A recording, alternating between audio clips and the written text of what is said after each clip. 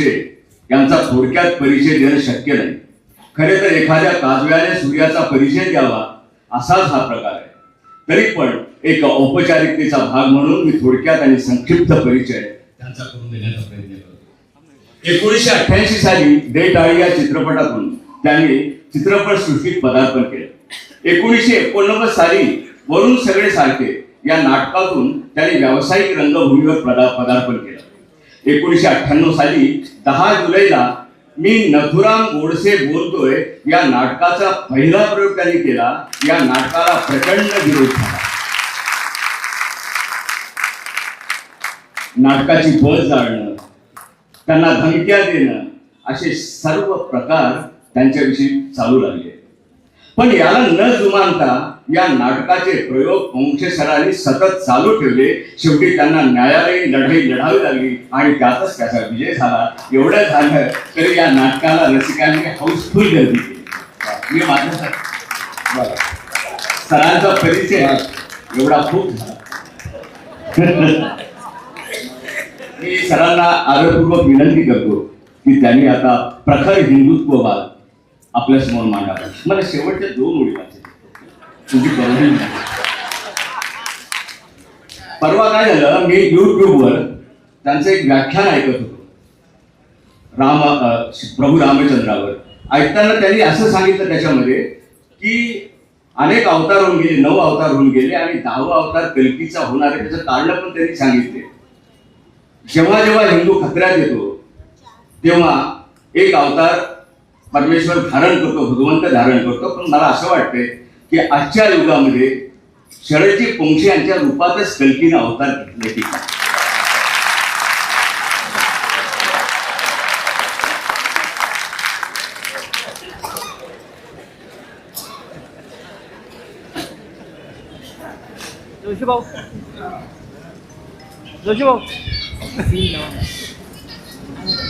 की सन्माननीय व्यासपीठ उपस्थित सर्व हिंदू बंधूंनो, भगिनींनो आणि मातांनो,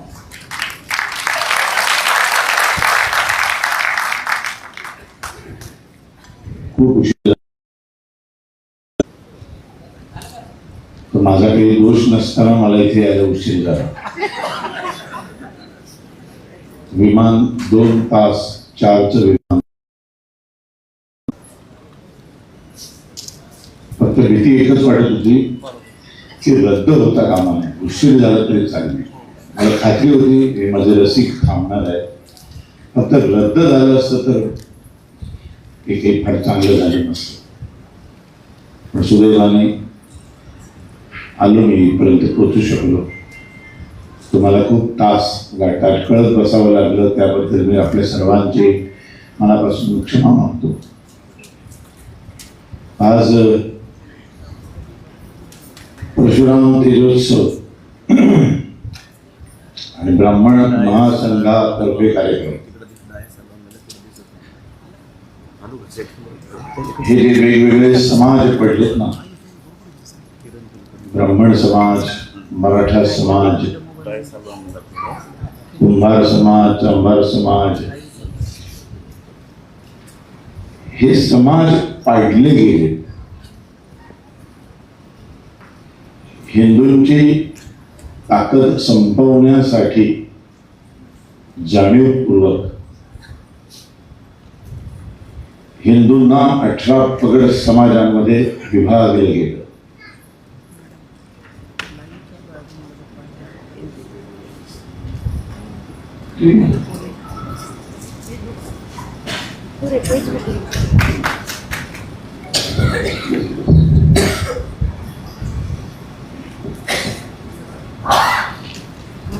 परकीय आक्रमण होण्याच्या पूर्वीचा भारत हा असा विभागलेला नव्हता. विषमता नव्हती. श्रीमंत गरीब, उच्च नीच असं काही नव्हतं.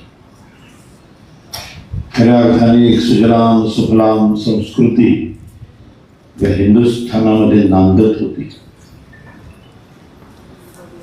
जगाला ज्ञान विज्ञान देणारी संस्कृती, एक अत्यंत विज्ञाननिष्ठ अशी संस्कृती.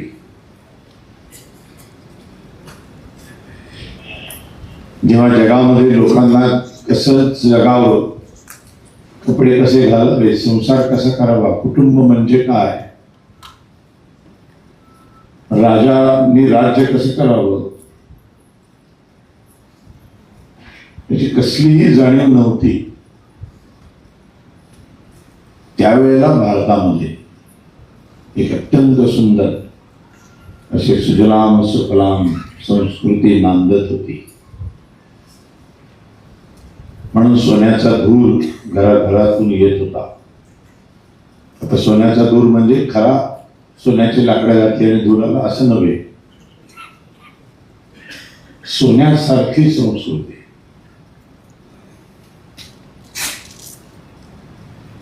जिथं भेद नाही, जिथे भांडण नाही, तंटे नाही,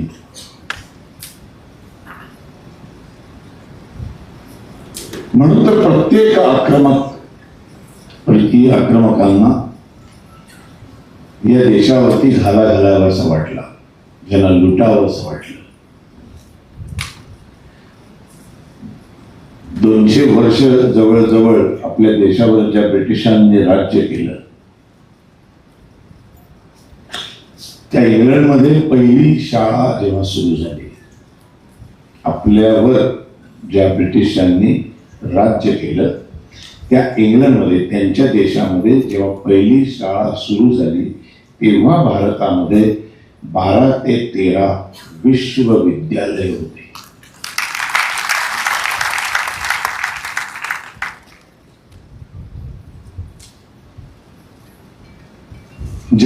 जगभरातून विद्यार्थी आपल्याकडे येत होते. आपल्याकडे कामाची विभागणी करण्यासाठी 4 वर्णांची निर्मिती झाली. जात आपल्या संस्कृतीचा भागच नाही.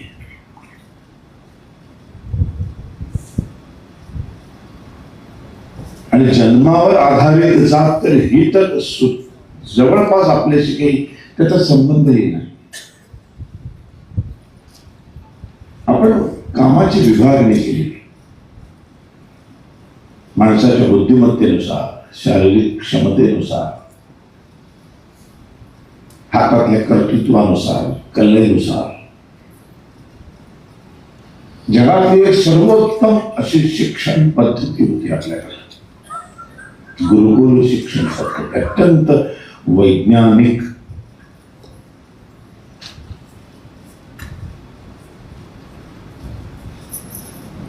एक सनातन हिंदू संस्कृती, एक सनातन हिंदू धर्म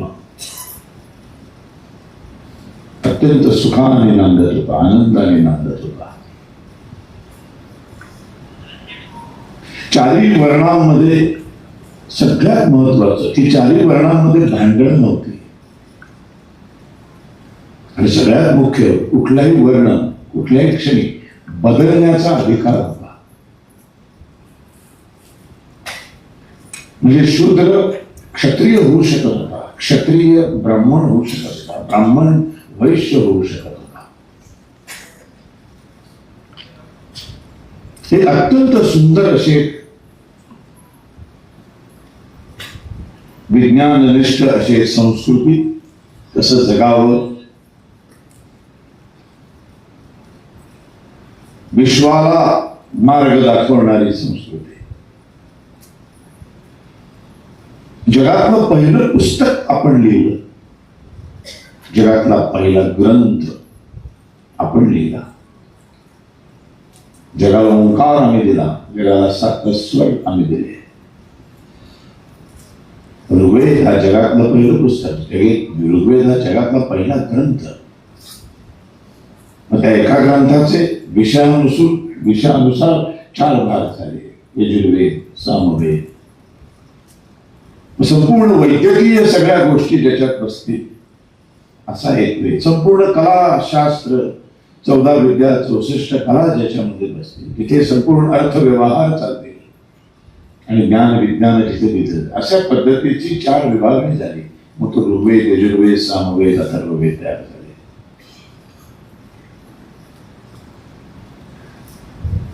माणसाने माणसाचे कसं वागावं, माणसाने माणसाचे कसं बोलावं, शिक्षण नेमकं कुठल्या वयात सुरू करावं,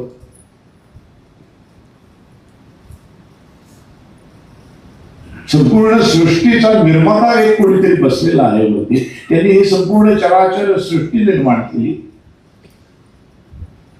त्या सृष्टीमधल्या प्रत्येक घटकाशी मनुष्याचा संबंध कसा असेल,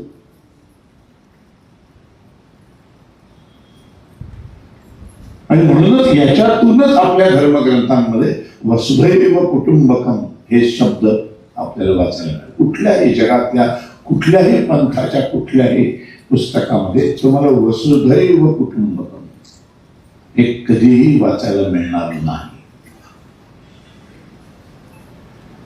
हे विश्वचे माझे घर.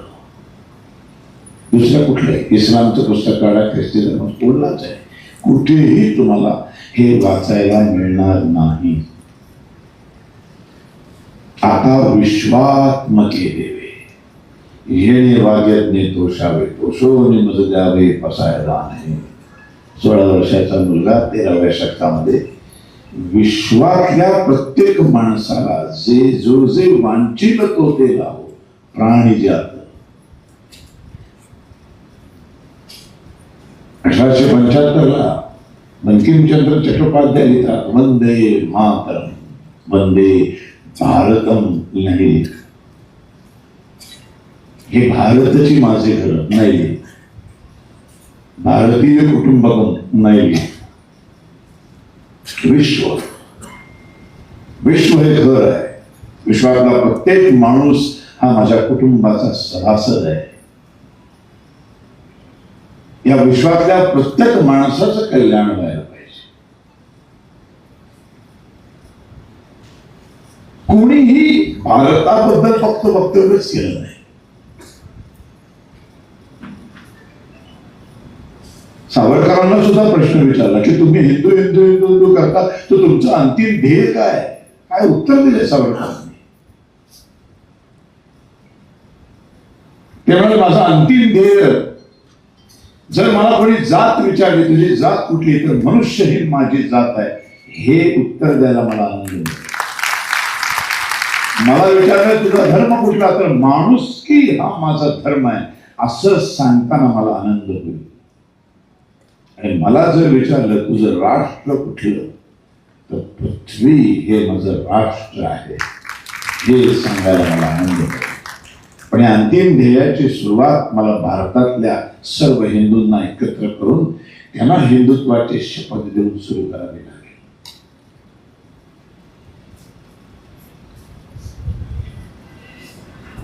धर्म आणि हिंदू धर्म, आणि मग बाकीच्यांना धर्म का म्हणतात किंवा ते कसे म्हटलं गेलं,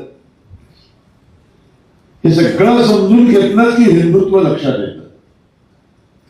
इथे सगळे ब्राह्मण आहेत, ब्राह्मण आहात म्हणजे कोण आहात तुम्ही?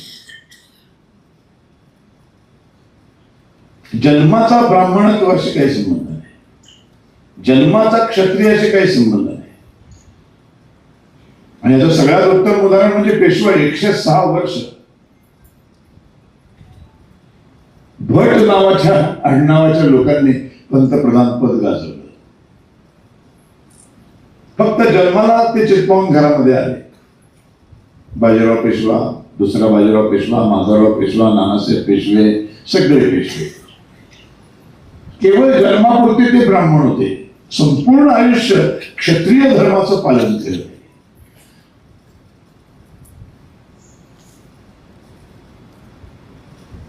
त्यामुळे आपल्याकडे ही जात हा विषयच नव्हता. कास्ट हा शब्द आपल्या संस्कृतीशी त्याचा संबंधच नाही.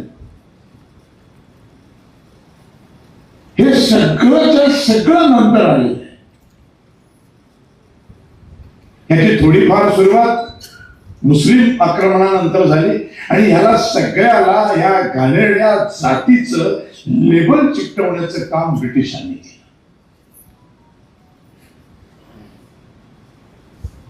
आमच्याकडे असं कधीच नव्हतं, कधीच नाही. ते वैभव जर परत आणायचं असेल तर भारताचा हा दैदिप्यमान इतिहास आपल्याला वाचावा लागेल. आणि पुन्हा ब्राह्मण, कर्माने ब्राह्मण, वर्णाने ब्राह्मण जे आहेत त्यांचंच हे काम आहे.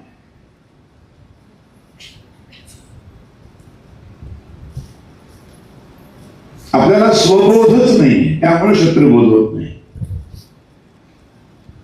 स्वबोधच नाही, स्वचाच बोध नाही, मी कोण आहे हेच मला माहिती नाही. 80% हिंदूंना मी हिंदू आहे म्हणजे कोण आहे हेच माहिती नाही, आणि ते माहीत करून घ्यायची गरजही वाटत नाही. त्यांना आता कुठे ते हिंदू बिंदू असे म्हणतात. मुसलमान असं कधीच म्हणत नाही, ख्रिश्चन कधीच म्हणत नाही. खरं तर जगाचा विनाश करणारी संस्कृती असून तेवढ्या 2.5-3 वर्षाच्या मुलापासून घराघरामध्ये इस्लाम शिकवलं जातं. विनाशाकडे घेऊन जाणारा मार्ग आहे तो, तरी तो शिकवला जातो. अभिमानाने तो वाचतात सगळेजण. 2.5-3 वर्षाची पोरं मदरशांमध्ये पाठवतात. तिथे इस्लामचं ट्रेनिंग दिलं जातं, तिथे हदीस शिकवलं जातं, तिथे कुराण शिकवलं जातं. मग तिथे ते सगळे संस्कार केले जातात. तर माणूस कुठे राहू दे, इंग्लंडमध्ये राहू दे, अमेरिकेत मुसलमान राहू दे, ऑस्ट्रेलियात राहू दे, कुठेही नोकरी करू दे, तुमच्या आमच्या बरोबर सगळ्या कॉर्पोरेट क्षेत्रामध्ये मुसलमान नोकरी करतो. पण या सगळ्या समस्त विश्वातल्या मुसलमानांचं ध्येय मात्र एकच आहे, संपूर्ण विश्वाचं दारुल इस्लाम बनवण्याचं.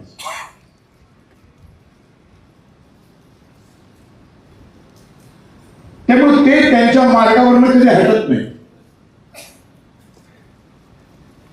त्यांना स्वबोधही आहे आणि शत्रुबोधही आहे. ही सर्वधर्म समभावाची बाणगुळ फक्त हिंदूंच्या मानेवर आणि बुद्धीवर बसलेली आहे.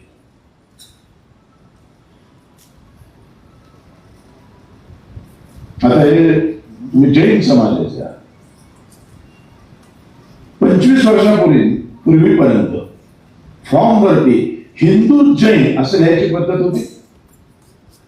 हिंदू बौद्ध, हिंदू लिंगायत, हिंदू शीख.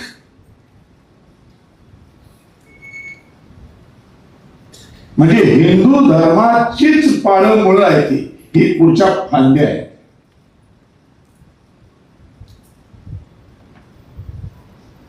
थोडीशी उपचार पद्धती वेगवेगळी.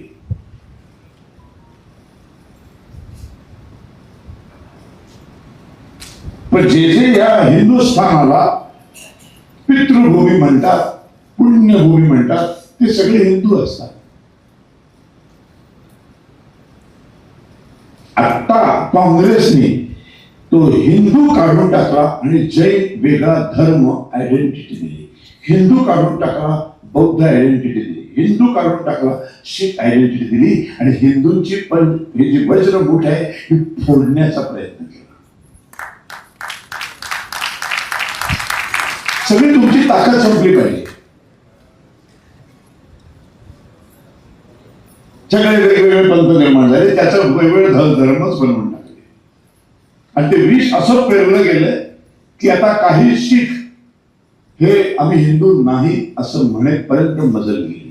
काही जैन, एक जैन गृहस्थ आहेत ते भांडले माझ्याशी.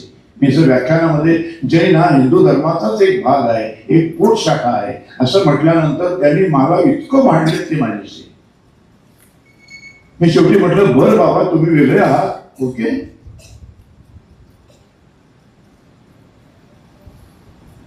अतिशय पद्धतशीरपणे हे किडे बरोबर सोडले गेले आणि हे मुळापर्यंत जाऊन पोहोचले. कोणी आम्ही वेगळे नाही आहोत. कुठली एक विशिष्ट पूजा पद्धती नाही, कुठला एक विशिष्ट धर्मग्रंथ नाही, कुठलाही आमचा हिंदुइझम, हिंदू धर्म, हिंदुत्व हे कुठल्या एका विशिष्ट ग्रंथाशी बांधलेलंच नाही. हे पुस्तक म्हणजे आमचा धर्मग्रंथ आहे का? नाही. भगवद्गीता आमचा धर्मग्रंथ आहे? अजिबात नाही. रामायण आहे का? महाभारत आहे का? ऋग्वेद आहे का? यजुर्वेद आहे का? नाही.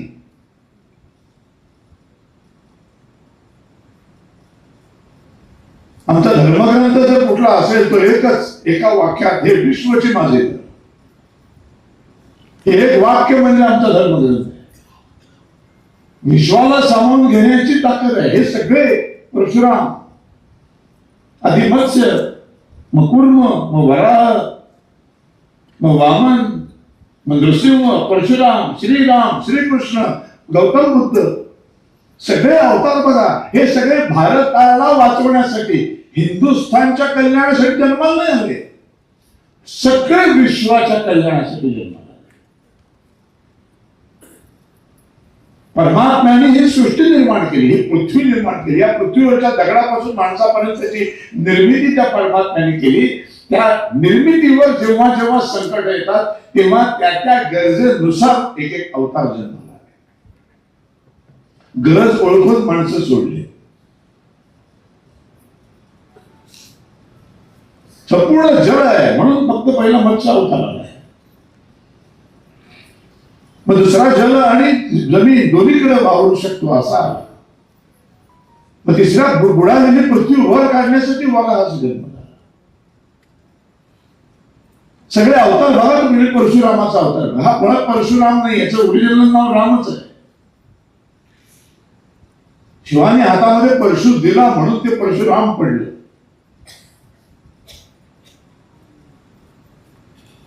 श्रीरामाचा अवतार, मग श्रीकृष्णाचा अवतार, आणि आता तो शेवटचा बाकी आहे कल्कीचा अवतार. विश्व बुडायला येतं तेव्हा तेव्हा अवतार जन्माला येतात. भारत बुडायला येतो तेव्हा नाही. हिंदुइझम हा इतका व्यापक आहे, मुळात धर्म हा इतका व्यापक आहे. हे सगळं नीट समजून घेणं हिंदूंनी त्यासाठी आता कष्ट करावे लागतील. आपली इतिहासाची पानं उलगडावी लागतील. स्वस्थ बसून होणार नाही. नरेंद्र मोदी काहीतरी करतील, मग योगी आले तर बरंच होईल, हे काहीही करणार नाहीत. त्यांनी का करायचं? आम्ही काहीच करणार नाही, मग ते का कशाला करतील? एक मध्यंतरी फार सुंदर डिबेट होता, त्याच्यात मी फार छान ऐकलं होतं. तुम्ही मनापासून आक्रोशच करत नाही म्हणून तो तुमच्या मदतीला धावून येत नाही. द्रौपदीने मनापासून आक्रोश केला म्हणून श्रीकृष्ण जन्माला. आणि त्यांनी फक्त श्रीकृष्णाचाच धावा केला, 10 जणांना फोन केले. तो येतोय का बघ, त्याला पण विचारून बघ, त्याला पण विचारून बघ. आपण नेहमी 10 जणांकडे दगड लावून ठेवतो, कोणतरी लागेल. मग कोणा प्रत्येकाला वाटतं की बाकीचे 9 जण करतील, तो म्हणतो ते 9 जण करतील, करत कोणीच नाही. द्रौपदीने तसं नाही केलं. तिने आक्रोश केला, धावा केला फक्त आणि फक्त श्रीकृष्णाचा. इतका पण अविश्वास दाखवला नाही त्याच्यावर. आपण 10 जणांकडे जातो म्हणजे मुळात आपण कुणावरच 100% विश्वास दाखवत नाही, म्हणून कोणीच आपल्या मदतीला येत नाही.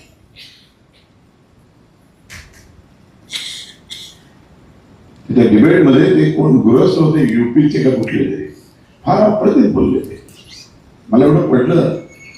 त्यांनी विचारलं मोदी साहेब का काही करत नाही, म्हणजे ते का करावं त्यांनी. म्हणजे एका छोट्या मुलाचं उदाहरण दिलं. एक 6 महिन्याचं 8 महिन्याचं असं एक छोटं बाळ असतं, ते असं आई ठेवते, दोन्हीकडे ते लोड बिल्ड लावते आणि पटपट पटपट कामं करत असते घरातली सगळी. ते पोर जोपर्यंत छान खेळत असतं, शांत बघत असतं, तोपर्यंत ती त्याला जवळ घेत नाही. फक्त मध्ये एकदा बघते, ओके छान चाललंय. ती पटपट पटपट पोळ्या लाटते, भाजी करते, सगळं कामं जेवढी घरातली असतात ती सगळी ती करतच असते. ज्या क्षणी ते रडायला लागतं, ते आईचा आक्रोश करत, आणि ते फक्त आईसाठी आक्रोश. लहान बाळ असतं ना, ते आणि कुणालाही हात मारत नाही, त्याला फक्त त्याची आई हवी असते. त्याला जरी बोलता येत नसलं तरी त्याच्या रडणं एकाच व्यक्तीपर्यंत पोचतं, ती असते त्याची आई. आणि जेव्हा ते रडायला लागलं की ती अर्धवट भाकरी सुद्धा तसेच ठेवते, गॅस बंद करते, कपडे धुत असेल तर ते तसेच ठेवते, नळ बंद करते, धावत येते आणि पोराला छातीशी धरते आणि त्याला दूध पाजायला सुरुवात करते. तो म्हणाला, हिंदू रस्त्यावर उतरून आक्रोशच करत नाही तर नरेंद्र मोदींनी का जवळ घ्यायचं?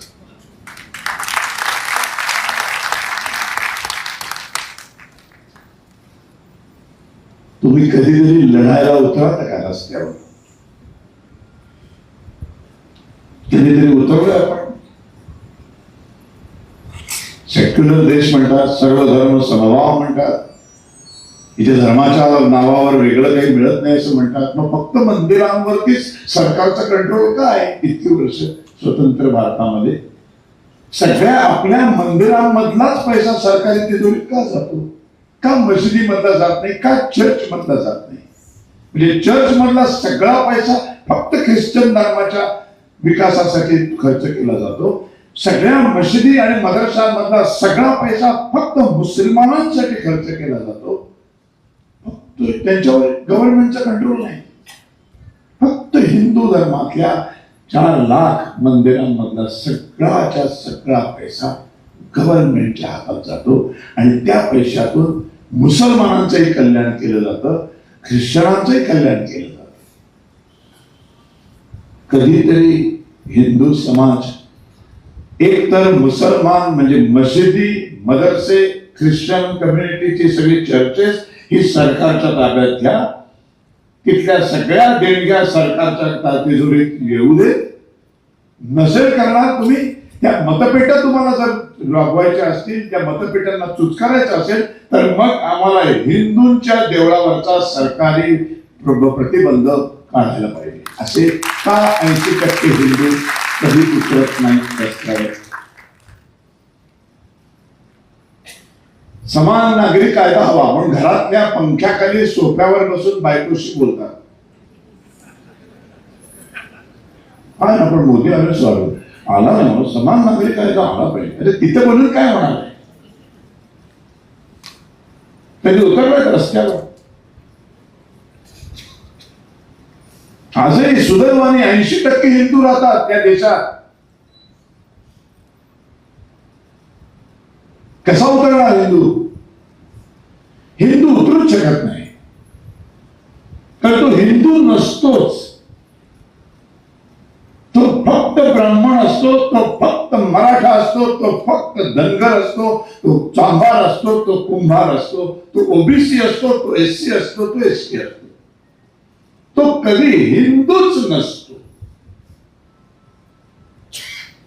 पण तुर्कस्तानातल्या खलिफाला ब्रिटिशांनी तख्तावरनं खाली उतरवणार बातमी पसरली का तुर्कस्तानचा भारताशी काही संबंध नाही, पण भारतातले मुसलमान उभे राहिले तिथल्या मुसलमानासाठी आणि मग मोठी खिलाफत नावाचं आंदोलन झालं. त्यांच्यात पण 14-15 जाती आहे. जाती नाही तसं नाही, सगळ्या जाती आहेत आणि त्याच्यामध्ये मतभेद आहे, वाद चालतात. असं नसतं तर इस्लामिक राष्ट्रामध्ये भांडणच झाली नसती.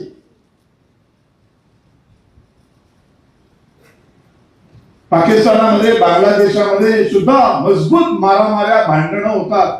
आता धुरंधर मध्ये दाखवलं, त्यात हिंदू कोणीच नाहीये, सगळे मुसलमानांचीच लढताना दाखवले. जाती सगळीकडे आहेत, ख्रिश्चनांमध्ये आहेत, मुसलमानांमध्ये आहेत, हिंदूंमध्ये तर आहेतच. पण इस्लाम खतरे में है म्हटल्या बरोबर एका क्षणात सगळे एकवटतात आणि पहिल्यांदा वाचवतात इस्लामला. हिंदू कधी हिंदू नसतातच. कधीच नसतात आणि ते कधीच हिंदू असू नये अशी पद्धतशीर रचना राजकारणी लोक करतात. सगळे राजकीय पक्ष एकाचीही इच्छा नाही की या जाती संपवाव्या. खूप सोपं आहे खरं तर. जाती संपवणं हे सरकारसाठी अत्यंत सोपं काम आहे. सगळ्या सरकारी कागदपत्रांवरून नाव गाव पत्ता शैक्षणिक पात्रता आणि अनुभव इथंच कॉलम संपले पाहिजे. त्याच्या पुढे ते कॉलम छापले जातात. जात, उपजात, पोटजात, मग धर्म, हे पुढचे कॉलम जर काढून टाकले तर हिंदू समाज एकवटाला काही वेळच लागणार नाही. पण हे सरकार कधीच करणार नाही. ते तुम्हाला आणि आम्हालाच करावं लागेल आणि त्याचा पुढाकार ब्राह्मणांनाच घ्यावा लागेल. जर तुम्ही स्वतःची किमती आपण सगळ्यात हुशार म्हणून वाजवत असाल, सगळ्यात बुद्धिमान म्हणून जर आपल्याला ब्राह्मण असल्याचा जर खूप गर्व असेल, तर मग इतिहासामध्ये सातत्याने सगळ्या संकटांवर मात करणारा पहिला जर कुठला वर्ण धावला असेल तर तो ब्राह्मण समाज.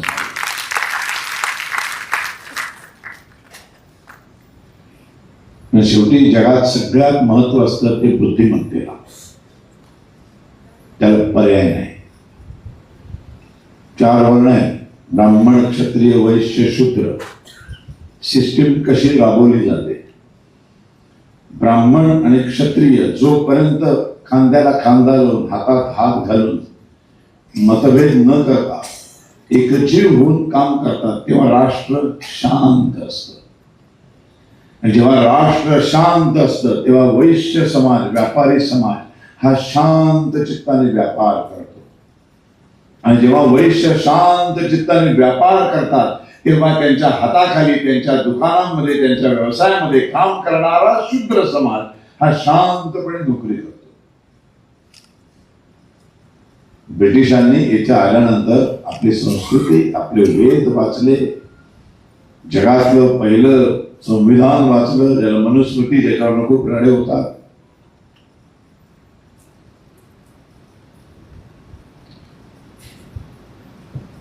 त्याच्यानंतर त्यांच्या लक्षात आलं की सॉलिड आहे हे सगळं, म्हणजे त्यांच्या कल्पनेच्या पलीकडचं आहे सगळं. इतकी अभूतपूर्व अशी पुस्तकं आहे, इतकं इतकं विपुल ज्ञान आहे. हे ज्ञान, हे विज्ञान, हे यांचं आहे. हे जर यांना कळलं तर यांच्या पुढच्या पिढ्यांना संपवणं अशक्य होईल. यांच्या बुद्धीमध्ये भ्रम निर्माण करणं, हे यांची जी ताकद आहे ना, वेद, पुराण आणि उपनिषद आणि सगळे ग्रंथ, ही यांची ताकद आहे. ही ग्रंथ, ही ताकदच त्यांच्याकडनं काढून घ्यायची आणि त्यांना मानसिकरित्या, भौतिकरित्या दुबळं बनवायचं. आणि मग जबरदस्तीने ब्रिटिशांनी संस्कृत विषय ब्रिटिशकालीन शिक्षण पद्धतीतून हद्दपार केला. संस्कृत भाषा संपवायला सुरुवात केली. जसे संस्कृत पुढच्या पिढ्यांना येईन असं झालं, लिहिता येत नाही, वाचता येत नाही, बोलता येत नाही, तसं आमच्या सगळ्या पिढ्या गेली 200 वर्ष सगळ्या संस्कृत पुस्तकांपासून दूर गेल्या. मग मॅकॉलेनी, मग मॅक्स मुलरनी, सगळ्या ब्रिटिशांनी एकत्र येऊन आपल्या ग्रंथांचा अभ्यास करून आपल्या ग्रंथांचं इंग्रजी भाषेमध्ये भाषांतर केलं. आणि त्या भाषांतरामध्ये आपले वेद, आपलं उपनिषद, आपलं पहिलं संविधान किती थडग्रेड आहे असं पुढच्या भारतीयांना वाटावं, अशा पद्धतीचे खोटे नाके श्लोक त्याच्यात घुसटले गेले. आमची मुलं संस्कृत येत नाही, लिहिता येत नाही, वाचता येत नाही, बोलता येत नाही. या सगळ्या पुढच्या पिढ्यांना 1818 नंतर इंग्रजी वाचता यायला लागलं, बोलता यायला लागलं, लिहिता यायला लागलं. मग त्यांच्या हातामध्ये जे ग्रंथ आले ते इंग्रजी भाषांतर केलेले पुस्तक आहे. मग त्यांना स्वतःच्या धर्माबद्दल घृणा वाटायला लागली, लाज वाटायला लागली. किती स्त्रियांवर अत्याचार होतात आपल्या पुस्तकांमधून, आपल्या पुस्तकांमधनं, आपल्या धर्मांमधनं किती पद्धतीने शूद्रांवर किती भयानक अत्याचार केले जातात.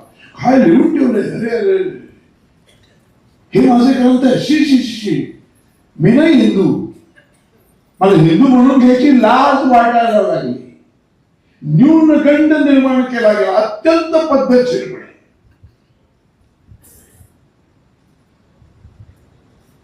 आणि मग हिंदू असण्याचा न्यूनगंड तयार झाला, हिंदू असण्याची शरम वाटायला लागली, हिंदू असण्याची लाज वाटायला लागली.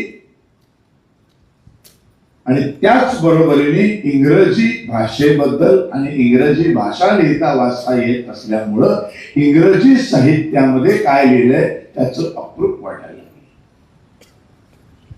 आणि जे सत्व होतं, सत्यम शिवम सुंदरम सांगणारी जी पुस्तकं होती ती आम्ही सोडून दिली.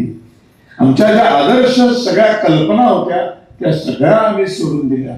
आणि ज्या अतिशय घाणेरड्या संकल्पना आहेत त्या सगळ्या स्वीकारायला सुरुवात केली.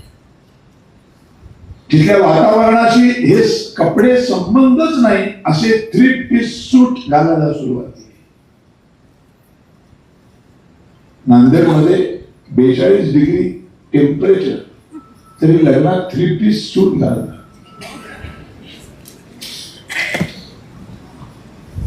इथून चक्र फिरली, असं भ्रष्ट केलं गेलं. कारण आपण जे वाचतो त्या वाचले, इंग्लिश ही आमची भाषाच नाही, त्यामुळे मुळातच इंग्रजी ही सगळी युरोपियन. त्यामुळे सगळ्या इंग्रजी भाषेतल्या पुस्तकांमध्ये, सगळ्या इंग्रजी भाषेतल्या कथा कादंबऱ्यांमध्ये, इंग्रजी सिनेमामध्ये, इंग्रजी साहित्यामध्ये युरोपियन संस्कृती आम्हाला आकर्षित करू लागली.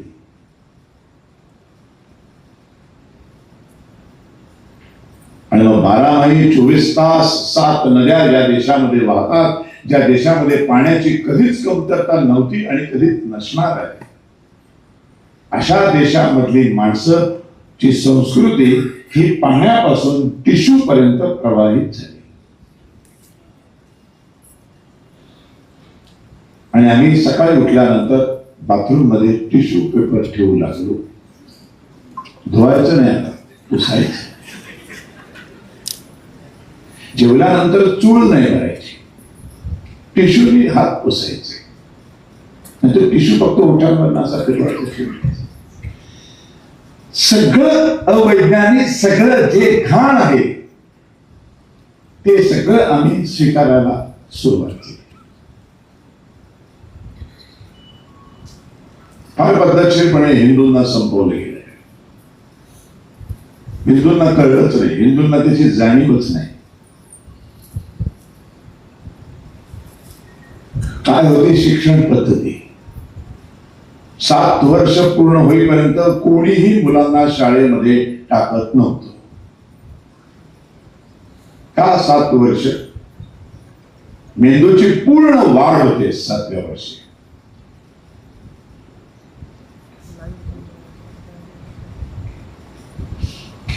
ज्ञान ग्रहण करण्यासाठी मेंदूची कुवत लागते. शरीर आहे आपलं. जशी मुलीची एका विशिष्ट वयात स्त्रीत रूपांतर होतं, मुलाचं पुरुषात रूपांतर होतं, तसं शिक्षण ज्ञान ग्रहण करण्यासाठी एक मेंदूची सुद्धा एक कुवत लागते. हे 7 वर्ष पूर्ण झाली की मेंदू त्याला तयार असतो. त्यामुळे अतिशय सुंदर पद्धतीने पहिली 7 वर्ष कुठलंही टेन्शन, कुठलंही पाठांतर, कसलीच काही भानगड नसलेलं सुंदर यथेच्छ आनंददायक असं बालपण आपण एन्जॉय करत होतो. कोणी काही शिकवत नव्हतं, कोणी पाढे म्हणायला सांगत नव्हतं, कोणी अ आ ए नाही, ABCD नाही, काय भानगडच नाही. खायचं प्यायचं झोपायचं बास. अतिशय सुंदर असं एक बालपण. ते संपूर्ण सुंदर बालपण संपायचं 7 पूर्ण झाली की गुंज व्हायची. आणि हे जे मी सगळं सांगतोय याचा कुठली त्या काळामध्ये जात नव्हती, हे आधी फिक्स करा. फक्त 4 वर्ण होते आणि हे 4 वर्ण जन्माला आल्यावर तो ब्राह्मण आहे का क्षत्रिय हे ठरत नव्हतं. गुरुकुलामधलं 12 वर्षाचं शिक्षण पूर्ण झाल्यानंतर त्याला वर्णाचं सर्टिफिकेट मिळालं.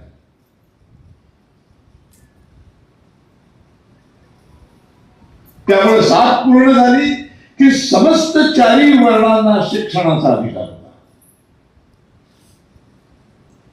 सगळ्या मुलांचं मौजी बंधन होत होतं. मुलांचंच नाही, मुलींचं होत होतं. मुलींना लिहिण्याचा, शिक्षणाचा, वाचण्याचा, बोलण्याचा सगळे अधिकार होते.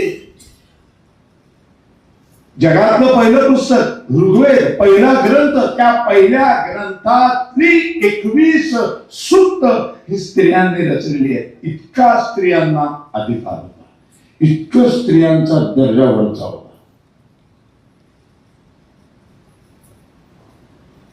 कधीही स्त्रियांना हिंदू संस्कृतीमध्ये, हिंदू धर्मामध्ये हीन दर्जाची वागणूक स्त्रियांना कधीही दिली गेलेली नाही. वर्णभेद कधीच नव्हता, फक्त कामाची विभागणी होती.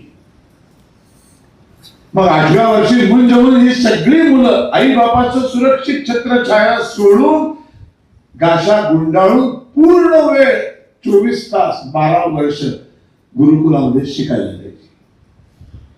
आता आई बाप नाही, सुट्टी बिट्टी नाही, मेची सुट्टी, दिवाळीची सुट्टी, मुलं घरी गेली नाही. आता 12 वर्ष पूर्णपणे तो ऋषितुल्य जो तिथे बसलेला आहे गुरु, त्याच्या आज्ञेनुसार वागायचं. आणि इथून खऱ्या अर्थाने एक उत्तम नागरिक बनवण्याचं ट्रेनिंग मिळायचं. उठावं किती वाजता, इथून सुरुवात व्हायची. शिक्षण म्हणजे फक्त गणित, भूमिती, काय ते शास्त्र, भूगोल, नागरिकशास्त्र, इतिहास, फिजिक्स, केमिस्ट्री, मॅथमॅटिक्स असे 10 विषय म्हणजे शिक्षण नव्हे. शाळेत मुलं गेली, 10 विषयांचे 10 पिरियड झाले, मुलं घरी आली नाही, याला शिक्षणच म्हणत नाही. असं शिक्षण गुरुकुलामध्ये कधीच दिलं गेलं नाही. शिक्षण सुरू व्हायचं सकाळी उठल्यापासून. शंखनाद झाला की मुलांनी उठायचंय पहिल्यांदा पहाटे 5 वाजता, उठलंच पाहिजे. उठल्यानंतर अंथरुणामधनं पृथ्वी मातेवरती पाऊल ठेवताना हात जोडून तिची क्षमा मागितली जायची. मंत्र म्हटला जायचा, क्षमा कर माते, आता दिवसभर तुझ्या अंगा खांद्यावर मी बागडणार आहे, चालणार आहे, पाय ठेवणार आहे, क्षमा कर. संस्कारांना सुरुवात कुठून होते बघा. पृथ्वी माता मंत्रामध्ये पृथ्वी मातेचे उल्लेख आहे, भारत मातेचे नाही. देश आणि राष्ट्र ह्याच्यात हा मोठा फरक आहे. देशाला भूमिती असते, म्हणजे सीमा असतात, क्षेत्रफळ असतं. राष्ट्राला क्षेत्रफळ नसतं. समविचारांनी, सम आचारांनी, समान गुणधर्मांनी पृथ्वीवरचा एकमेकांशी बांधला गेलेला माणसांचा समुच्चय म्हणजे राष्ट्र. म्हणून हे विश्वची माझे घर, म्हणून आता विश्वात्मके देवे, म्हणून बंकिमचंद्र वंदे मातरम, वंदे भारतम गीत लिहित नाही, वंदे मातरम गीत लिहितात.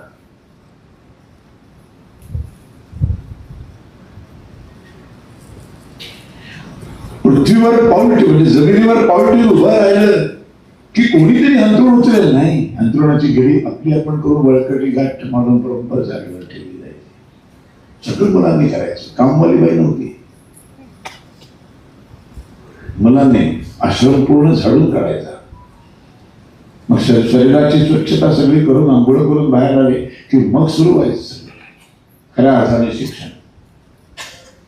सगळी योगासनं शिकवली जायची, सगळा प्राणायाम शिकवला, योग साधना शिकवली जायची. त्यामुळे तिथल्या कुठल्याही मुलांना एन्झायटी, डिप्रेशन असले हे शब्दच माहित नाही.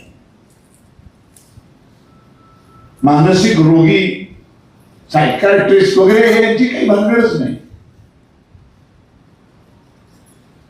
एवढे गुण मिळवलेच पाहिजेत ही टेन्शन नाही. Distinction, first class, second class ही भानगड नाही. मग वेद मंत्र शिकवले जायचे. आणि दुपारच्या भोजनानंतर तो ऋषितुल्य जो गुरुजी असायचा, तो गुरुजी प्रत्येकाला हेरून प्रत्येकामधलं नेमकं काय हे शोधण्याचा प्रयत्न करायचा. त्याला शस्त्र चालवण्यात त्याचं गुण हे आहे का? त्याला वेदमंत्र पठण करण्यामध्ये इंटरेस्ट दिसतोय का? कोणाला चित्रकलेत इंटरेस्ट दिसतोय का? कोणाला सुतार कामात दिसतोय का? कोणाला कुंभार कामात दिसतोय का? कोणाला घोडेसवारीमध्ये काही इंटरेस्ट आहे का? कोणाला गाण्यामध्ये इंटरेस्ट आहे का? कोणाला नृत्यामध्ये इंटरेस्ट आहे का? ह्या सगळ्याचा तो शोध घ्यायचा. आणि मग दुपारच्या आधी वेद मंत्र, ज्ञान विज्ञान, आणि मग दुपारनंतर तुमच्या हातामधलं स्किल, तुमच्या हातामधली नेमकी कला ओळखून त्या पद्धतीचं शिक्षण दिलं जायचं. संध्याकाळी 5 वाजली की शाळा सुटली, स्कूल बस आल्या, मुलं गेली, ही बनगडच नव्हती, कारण 24 तास तिथेच राहायचे. त्यामुळे सर्वार्थाने एक उत्तम नागरिक बनवला जायचा. आणि असं शिक्षण चाललंय, शिक्षण संपतच नाही. त्या JNUच्या स्टुडंटचं शिक्षण संपतच नाही. तो कन्हैयाला शिकतोच आहे, असली भानगड नाही. बरोबर 20 वर्ष झाली, संपलं. आणि मग तिथे तुम्हाला तो 12 वर्षात तुम्ही काय तिथे दाखवलंय गुण, त्यानुसार तो तुम्हाला ब्राह्मण म्हणून सर्टिफिकेट द्यायचा, क्षत्रिय म्हणून द्यायचा.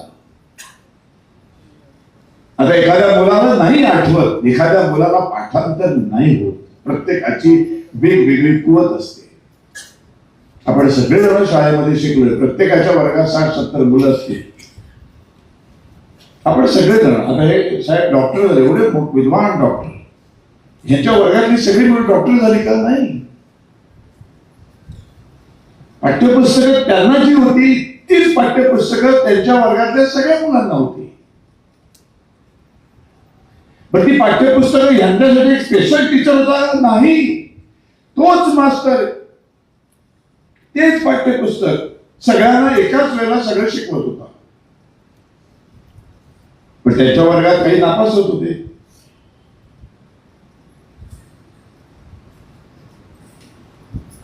का नापास होत होते? कारण त्यांना ते कळत नव्हतं, त्यांची बौद्धिक क्षमता नव्हती तेवढी. हा परमात्म्याने निर्माण केलेला भेद आहे, हा माणसाने निर्माण केलेला नाही. पण त्याला जर वेद मंत्रातलं पाठांतर होत नसेल तर त्याला नक्कीच दुसरं काहीतरी दिलंय. आणि ते दिलंय काय, त्याचा शोध घेणारे आमचे गुरुजी होते, ऋषिकुल्य महर्षी होते त्या विद्यापीठाचे. ते सकाळच्या सत्रात त्यांच्या लक्षात यायचं पहिल्या 2-3 वर्षात की याला हे नाही जमत आहे. मग त्याचा तिकडे भर असेल, त्या जिकडे त्याचा भर आहे, जिकडे त्याचा ओढा आहे, जिकडे त्याचं रक्त धावते, त्या पद्धतीचं शिक्षण त्याला दिलं जायचं. आणि एकाच वेळा एकाच ऋषितुल्य व्यक्तिमत्वाच्या हाती शिकल्यानंतर 12 वर्षांनी एक पंडित म्हणून बाहेर यायचा, एक वेदशास्त्र संपन्न म्हणून बाहेर यायचा, एक धनुर्धरी विद्येमध्ये प्रवीण बाहेर यायचा, एक उत्तम लोहार म्हणून बाहेर यायचा, एक उत्तम कुंभार म्हणून बाहेर यायचा. मग त्याला तो वैश्य आजपासून. आणि 4-4 वर्षांची युग म्हटली जायची. काय सुंदर कल्पना आहे बघा. संपल्यानंतर 4 वर्षांचे युग म्हटलं जायचं. ह्या प्रत्येक 4 वर्षाच्या युगानंतर तुम्हाला तुमचा वर्ण बदलण्याची मुभा होती. म्हणजे एखादा विद्वान असेल, त्याला एकदा नाही 2दा वाचलं की त्याचं सगळं पाठ होतं. आमच्यासारख्यानं 10 वेळा वाचल्यावर लक्षात राहतं. म्हणजे 12 वर्षात एखाद्याला नाही लक्षात राहते म्हणून तो शूद्र झाला. त्याच्याकडे बुद्धी नाही आहे, तो पाठांतर नाही करू शकत, त्याच्या लक्षातच राहत नाही. त्याने खूप प्रयत्न केले म्हणून तो ब्राह्मण होऊ शकला.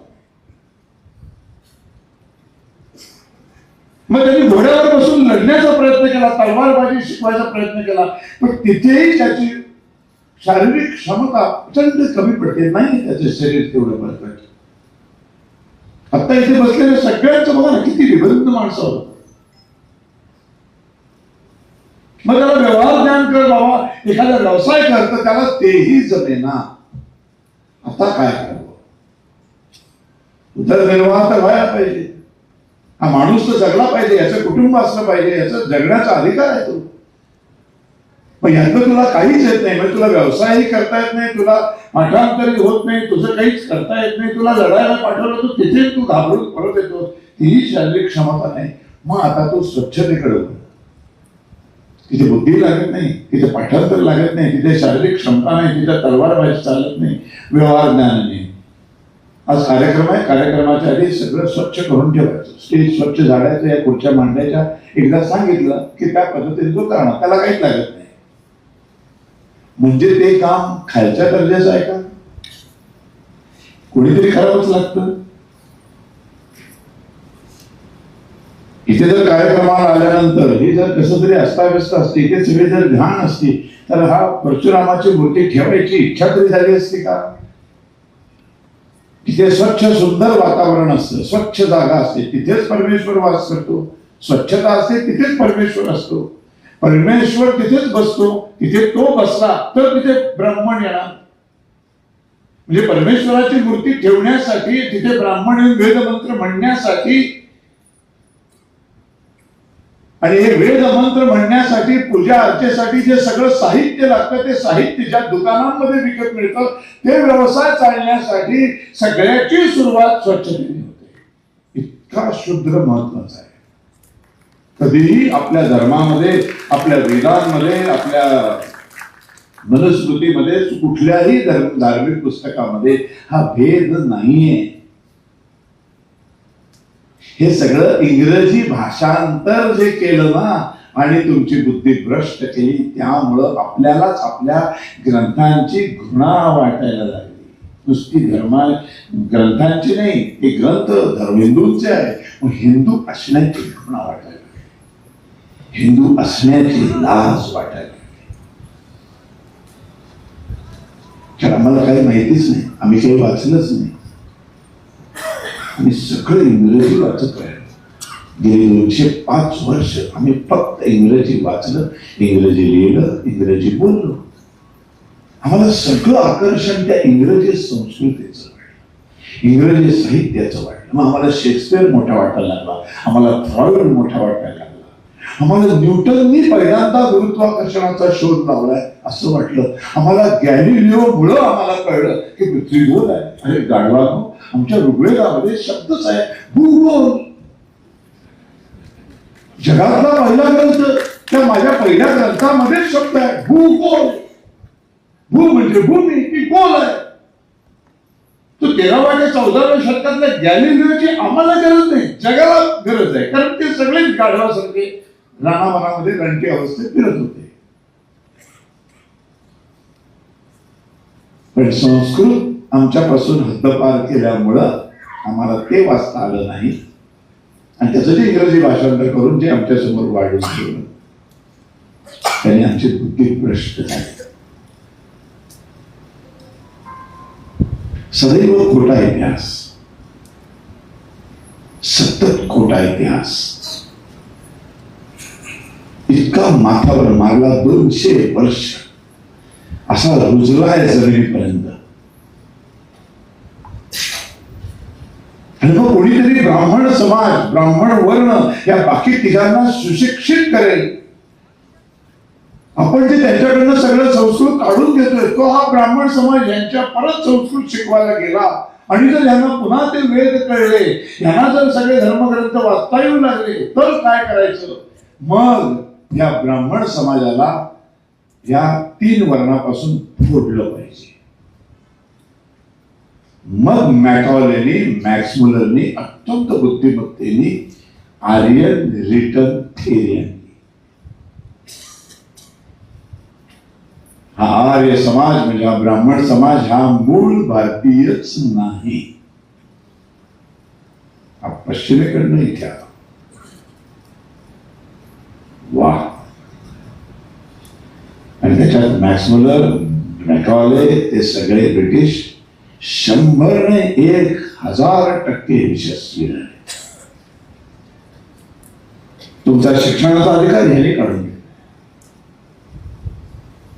तुमचा देवपूजेचा अधिकार ह्याने काढून घेतला. विष पेरलं गेलं. मूळ भारतीय ब्राह्मण नाहीतच, हे तिकडनं आले, मग त्यांचे वेद यांनी यांच्यावर लादले. काय गंमत आहे? रामायणासारखा जगातला अद्वितीय ग्रंथ ज्यांनी लिहिला ते वाल्मिकी ब्राह्मण नाही. जगातला अद्वितीय असा महाभारत ग्रंथ ज्याने लिहिला ते व्यास, महर्षी व्यास ब्राह्मण नाहीत. या भगवंताने रणांगणावरती अर्जुनाला भगवद्गीता सांगितली. जगाला मार्गदर्शन करणारा ग्रंथ सांगितला. तो सांगणारा श्रीकृष्ण ब्राह्मण नाही. त्यांनी जगातले पहिलं संविधान दिलं ते महर्षी मनु ब्राह्मण नाही.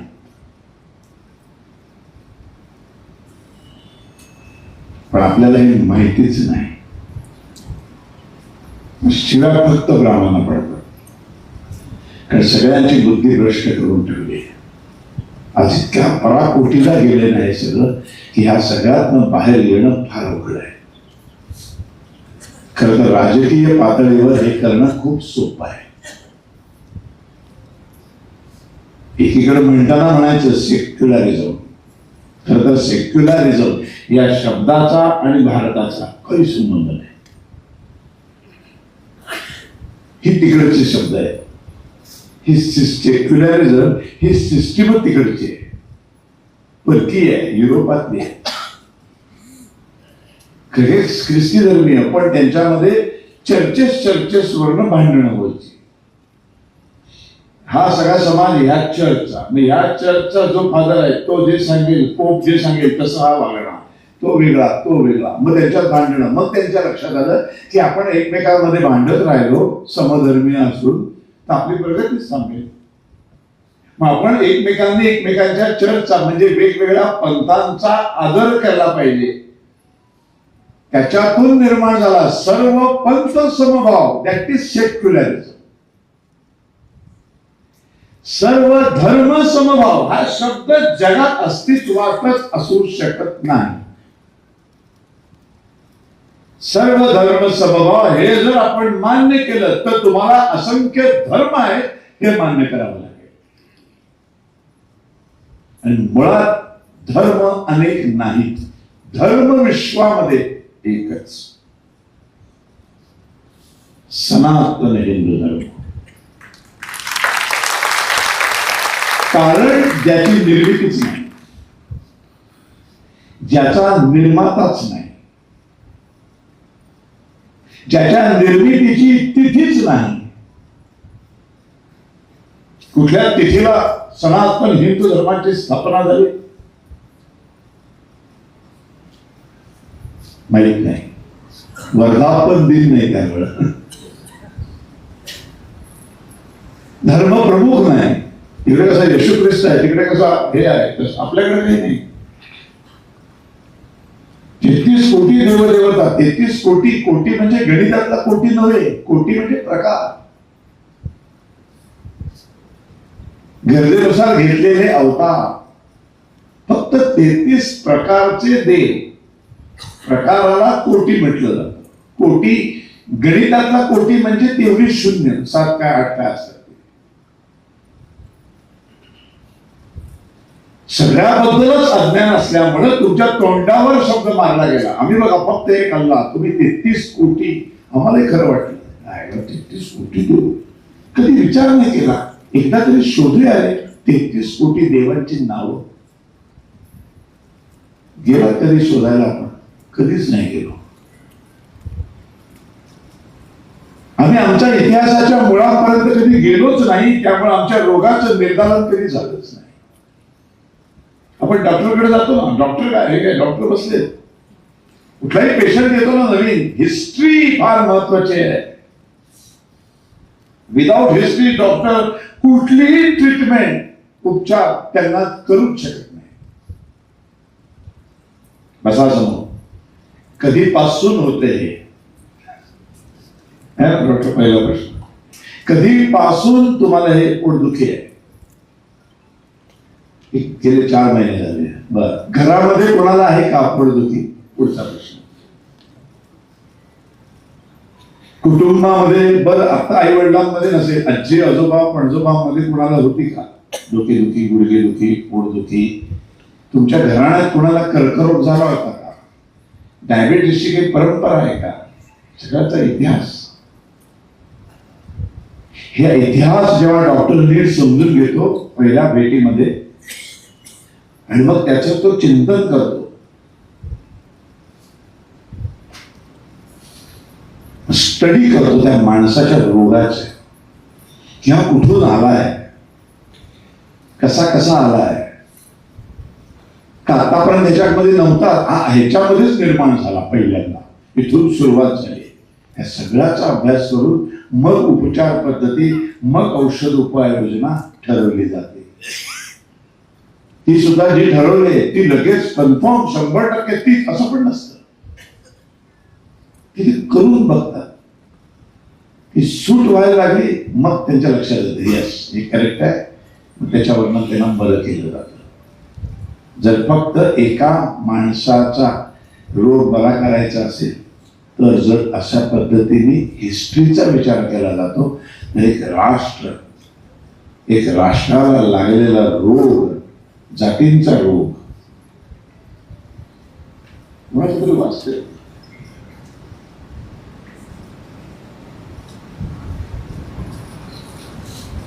मग या जाती समूळ नष्ट करायच्या असतील, धर्म म्हणजे काय, धर्मावरनं वितंडवाद चालू आहे, तर नेमकं धर्म म्हणजे काय, खरंच एवढे धर्म आहेत का, निधर्म हा शब्द खरंच आहे का, सर्व धर्म समभाव खरंच आहे का, ह्याच्यावर उपचार करायचा असेल, त्या जाती संपवायच्या असेल तर त्याच्या मुळाशी जायला पाहिजे, हिस्ट्री बघायला पाहिजे.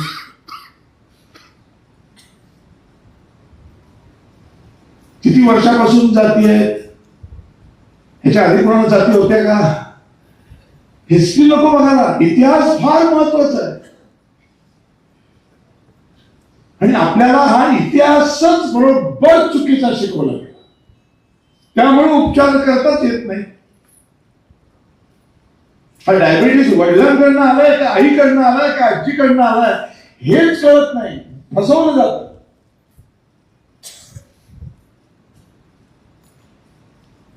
त्यामुळे धड उपचार योजना नाहीत आमच्याकडे. म्हणून इतिहास फार महत्त्वाचा. सावरकरांचं एक सुंदर वाक्य आहे, जे देश इतिहास विसरतात त्यांचा भूगोल बिघडतो.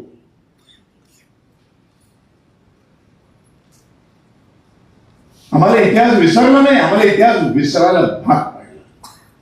एक अत्यंत दरिद्री अशी शिक्षण पद्धती राबवली गेली. फक्त गुलाम आणि कारकून ज्या शिक्षण पद्धतीतून जन्माला येतील अशा पद्धतीची एक शिक्षण पद्धती राबवली गेली. काय शिकवतात आपल्याला, ज्ञानाचा काय संबंध आहे आपल्या BA, BCom, BSc, doctor, engineer, architecture, जगातले सर्वोत्तम अशी हृदय शस्त्रक्रिया, कपडे घालायचे असतात का नसतात हेही जेव्हा जगातल्या लोकांना माहित नव्हतं, तेव्हा इथले ऋषितुल्य वैद्य ओपन हार्ट सर्जरी, मेंदूची सर्जरी करत होते. ब्रिटिशांनी त्यांचा अधिकारच काढून घेतला.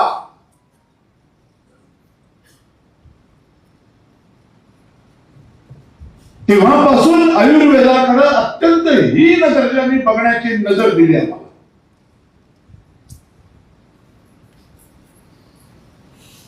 सगळ्या रोगांवरती उपचार होते.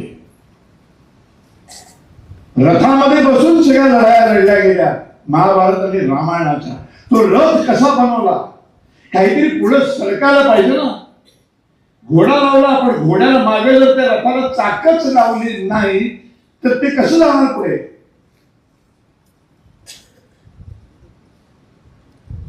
म्हणजे चाक आलं, त्याला चाक लावायला लागेल, काहीतरी गोल लावावं लागेल जे फिरतंय, त्याला एक बेरिंग लावावं लागेल. नुसतं गोल बनवलं आणि ते फिट केलं तर ते कसं फिरणार. ते फिरलं पण पाहिजे, मधलं फिरलं नाही पाहिजे, फक्त गोलच फिरलं पाहिजे. टेक्नॉलॉजी उत्तम स्त्रिया दागिने वापरत होत्या असे ऋग्वेदात उल्लेख आहे. कपड्यांवरती सोन्याची जरीचे डिझाईन्स असायचे. आता सोन्याच्या जरीचे डिझाईन म्हणजे सोनं सुतासारखा धागा बनवला पाहिजे ना, तेव्हा तो सुईत जाणार आणि ते विणणार तुम्ही साडीवरती पदरावरती. मग धाग्यासारखं सोनं खाडीत मिळतं का? सुंदर नक्षीकाम दागिने खंडित मिळतात का?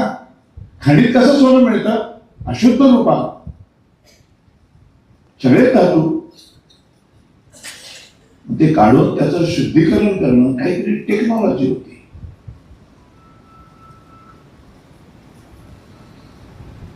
मग त्या टेक्नॉलॉजीतून दागिने बनवले जात होते. ते दागिने महिला वापरत होत्या. त्याची सुंदर सुतासारखं काय काय दिव्य टेक्नॉलॉजी असेल तुम्ही इमॅजिन करा.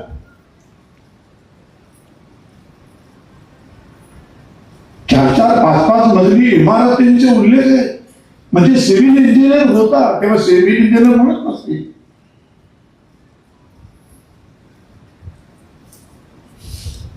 काय नव्हतं आपल्याकडे. नृत्याचे इतके प्रकार होते, गाण्याचे इतके प्रकार होते, संगीताचे प्रकार होते. सामवेदाने जगाला 14 विद्या 64 कला दिल्या. मायकल जॅक्सन गातो नाचतो कारण आमचा वेद आहे. मी दिले त्याला. मी भारतीय हिंदू आम्ही दिलंय हे सगळं जगाला. आमचे आभार मानले पाहिजे तुम्ही. तुम्ही काय आम्हाला देणार? स्वबोध हिंदू असण्याचा बोध ज्या दिवशी होईल त्या दिवशी तुम्ही हिंदू असण्यावर प्रेम करायला लागला. हिंदू धर्माबद्दलचा अभिमान वाटायला लागेल. मग नकळत तुमच्या मुखातून बाहेर येईल, गर्व से कहो हम हिंदू है. तो गर्व वाटावा असं मला कळलं तर पाहिजे. मी कोण आहे, माझा धर्म काय आहे, माझे धर्मग्रंथ काय शिकवतात. मला कुणीतरी येऊन सांगतो तुझे धर्म काय फालतू आहे सगळं. मागासलेली जमात तुम्ही. आम्ही ब्रिटिश आलो म्हणून तुमच्यामध्ये रेल्वे आली म्हणून हे आलं. कोण सांगता तुम्ही आम्हाला? फसवलं. आमच्या सहिष्णुतेचा फायदा घेतला सगळ्या आक्रांतांनी. सगळं मोडलं तोडलं. चायना आपल्या दुश्मन आहे पण चायनाकडनं शिकण्यासारखं किती आहे. 47 ला देश स्वतंत्र झाला ना भारत. चीन कधी स्वतंत्र झाला? आपल्यानंतर 2 वर्षांनी. जपानचं राष्ट्र होतं, जपानचं वर्चस्व होतं चीनवर. चायनाने स्वतंत्र झाल्या झाल्या पहिलं काम काय केलं? चायनावरती देशावर आणि चायनीज संस्कृतीवर जॅपनीज संस्कृतीच्या झालेल्या आक्रमकांच्या खुणा सगळ्या पुसायचं काम पहिलं केलं. चीनमध्ये जेवढे असताना जॅपनीज लोकांचे नाव ते सगळे काढून फेकून दिले. शिक्षण पद्धतीमध्ये जे काही जॅपनीज घुसलं होतं सगळं काढून फेकून दिलं. प्युअर क्लीन स्वच्छ अशी एक चायनीज शिक्षण पद्धती बनवली.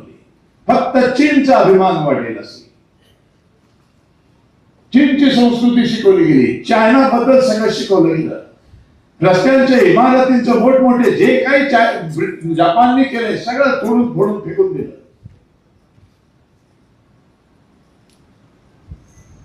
जगाला टक्कर देतोय चायना. अमेरिकेला टक्कर देतोय. अरे आपल्याकडे गुगल, आपण लाचार आहोत. चायनामध्ये बघा गुगल बिगलचा काही संबंधच नाही. त्यांचं स्वतःची टेक्नॉलॉजी वापरतात. आपल्या जवळचं राष्ट्र, शेजारचं राष्ट्र नाचवतंय अख्ख्या जगाला. तर मूळ इतिहासापर्यंत जाऊन त्यांनी सगळे बाहेरून जे जे मिक्स झालेलं घाण ती सगळी घाण पहिली स्वच्छ केली. आणि चायना देश आणि चायनीज संस्कृती शुद्ध बनवली. भारताने काय केलं? आम्हाला जे ग्रेट पंतप्रधान मिळाले, गुलाबाचं फुल, पहिली 17 वर्ष जाहीरपणे म्हणायचे ते by accidentally I am Hindu. अपघाताने मी हिंदू आहे. शिक्षणाने मी काय ख्रिश्चन आहे. संस्काराने मुसलमान आहे. आणि काय त्यांचंच वाक्य आहे. म्हणजे काल्पनिक मंच नाही, त्यांचं जाहीरपणे कुठल्याही गुगलवर काढून तुम्ही वाक्य वाचू शकता नेहरूंचं. ज्याला हिंदू असण्याचा अभिमानच नाही. 17 वर्ष ज्या मुसलमानांनी लाखो मंदिरं उद्ध्वस्त केली, हजारो बायकांना गुलाम बनवलं, बायकांचा व्यवसाय केला, विकल्या, बलात्कार केले, मुंडकी उडवून उडवून त्याचे मिनार बांधले. एक कत्तलीचं तर वर्णन आहे, त्या टिपू सुलतानच्या कत्तलीचं वर्णन आहे की कत्तलीनंतर गळ्यातल्या एक जानव्याचं वजन किती असेल हो? एका जानव्याचं वजन किती असेल? किती ग्रॅम पण नसेल ना?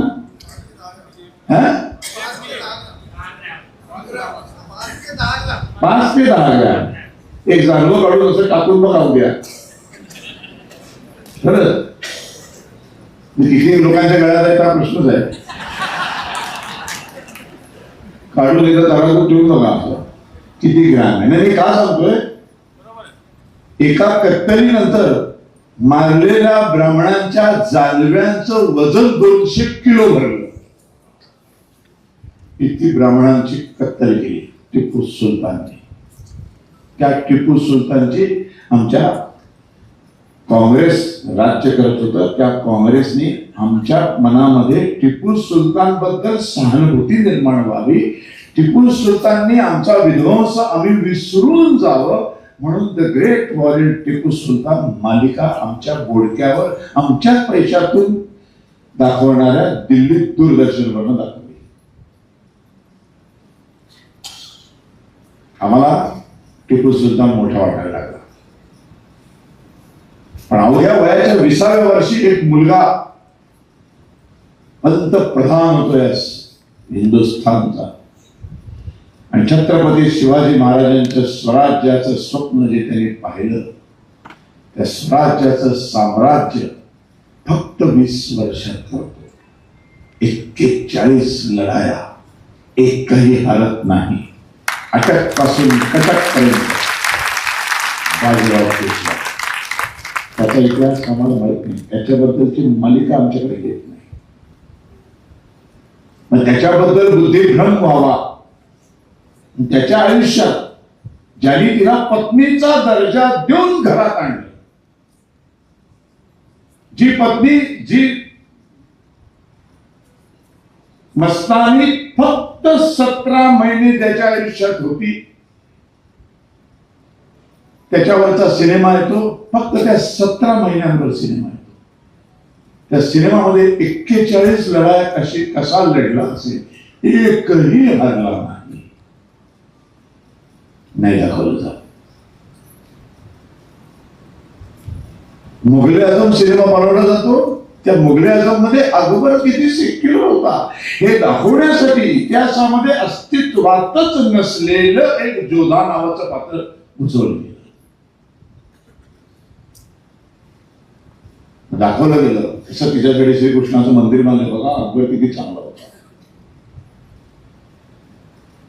कसा चांगला असू शकतो? एका वेळेला हजारो बायकांचं आयुष्य बर्बाद करणारा चांगला कसा असू शकतो? असे 1 लाख खराब एकत्र केले तर एक अकबर होईल.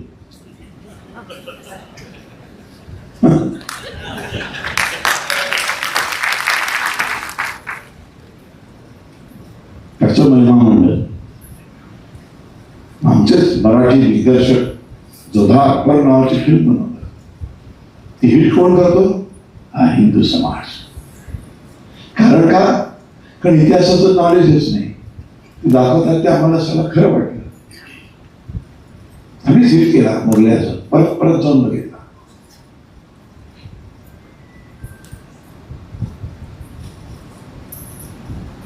सिस्टमॅटिक सगळ्या हिंदी चित्रपटवाल्यांना जवळ केलं आणि सगळ्या मुसलमानांचं महिमा मंडळ चित्रपटातून करा. सगळ्या सिनेमात एक पंडित, एक ब्राह्मण, खलनायक, नीच, बायकांकडे घाणेरडा बघणारा बलात्कारी, आणि एक मुल्ला मौलवी अत्यंत चांगला, जगात शोधून सापडणार नाही असा चांगला माणूस प्रत्येक सिनेमात एक मुल्ला मौलवी.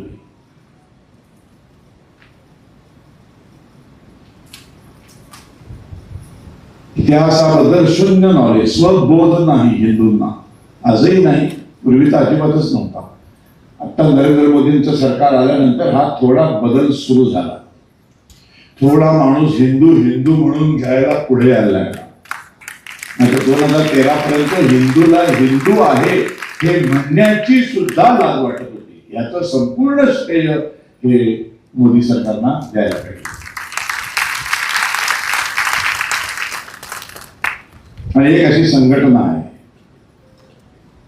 त्यांना श्रेय दिलंच पाहिजे, ज्याचं नाव आहे राष्ट्रीय स्वयंसेवक संघ.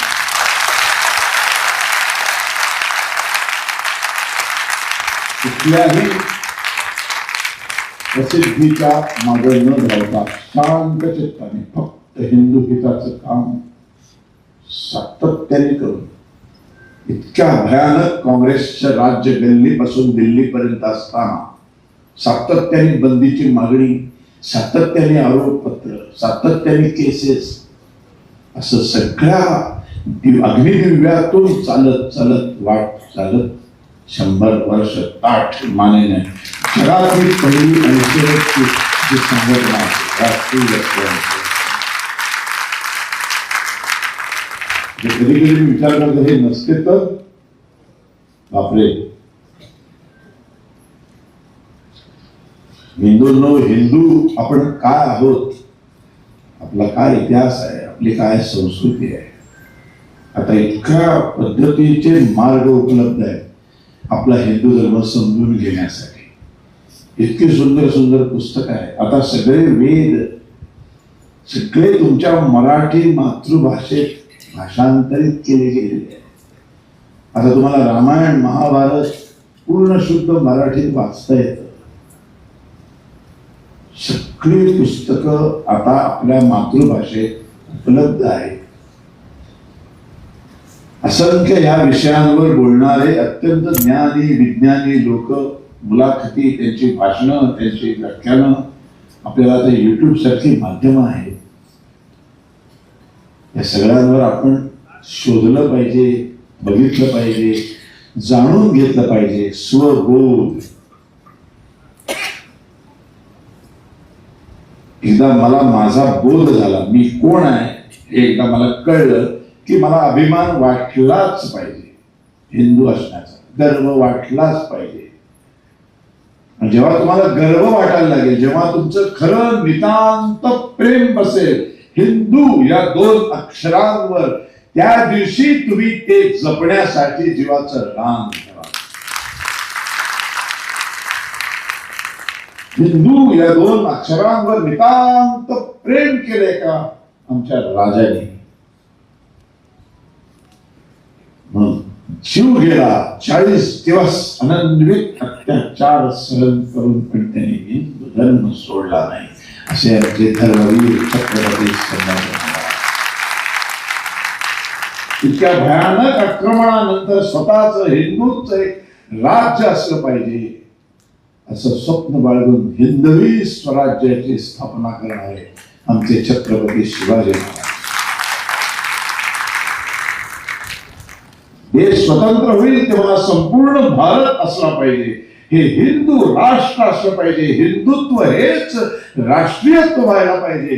याच्यासाठी संपूर्ण जीवाची 83 वर्ष त्यांनी अग्निकुंडात चुकून दिली. ते आमचे स्वातंत्र्यवीर सावरकर.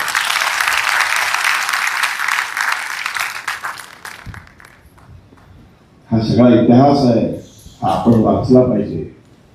टिळकांसारखं आयुष्य जगता आलं पाहिजे. 10वी मध्ये बाळ गंगाधर टिळक नावाचा मुलगा मॅट्रिक होतो. आई वडील नाही आहेत, पण आई वडिलांनी खूप पैसे ठेवले. त्यावेळेला काहीतरी 5,000 रुपये बँकेत होते.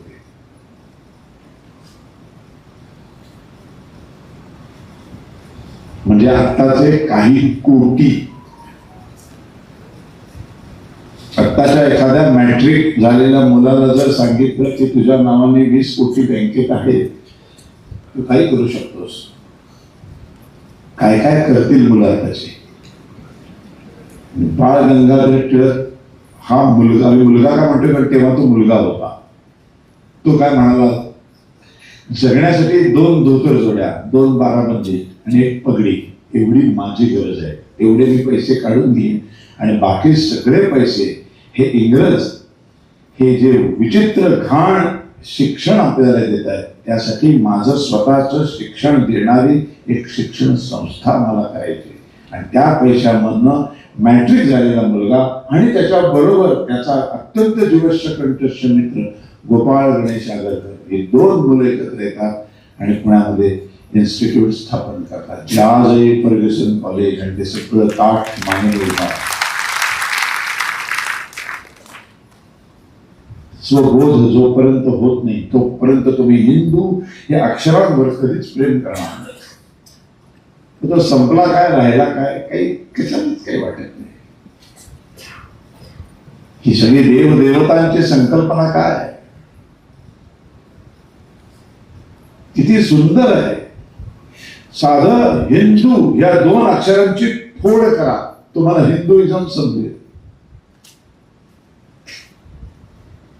हिंद आणि तू फोडलं, पहिला शब्द काय, हिंद. हीन आहे ना, जे आपण काय म्हणतो, हीन दर्जाचं आहे, हीन माणसं आहे, हीन वृत्ती आहे, हीन प्रवृत्ती आहे. हीन म्हणजे जे गलिच्छ, जे घाणेरडं, जे असत्य, ते सगळं हीन असतं. अशा सगळ्या हीन गोष्टी, विश्वातल्या सर्व हीन गोष्टी जो कायम दूर ठेवतो तो हिंदू. आणि हा परमात्म्याने दिलेला गुणधर्म आहे. विश्वातल्या प्रत्येक माणसाला एक गुणधर्म दिलाय, दगडापासून माणसापर्यंत माणसाला दिलेला गुणधर्म आहे. सगळ्या हीन गोष्टी दूर ठेवतो हा त्याचा गुणधर्म. आणि या गुणधर्माचं जो 100% पालन करतो तो हिंदू असतो.